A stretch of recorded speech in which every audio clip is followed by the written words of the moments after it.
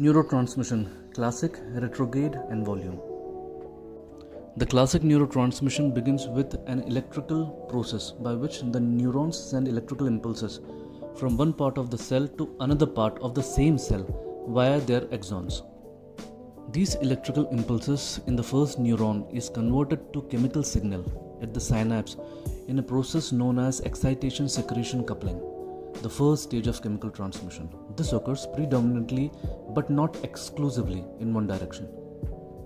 Neurotransmission continues in the second neuron either by converting the chemical information from the first neuron back into an electrical impulse, or perhaps more elegantly, by the chemical information from the first neuron triggering a cascade of further chemical changes within the second neuron to change the neuron's molecular and genetic functioning.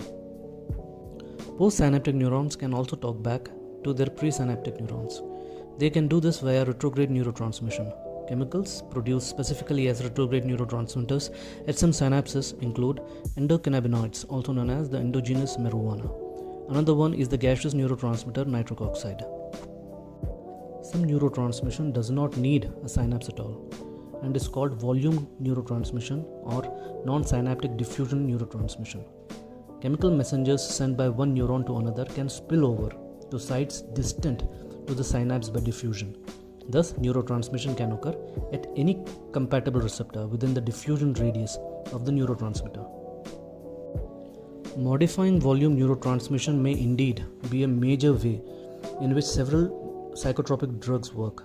A good example is dopamine action in the prefrontal cortex.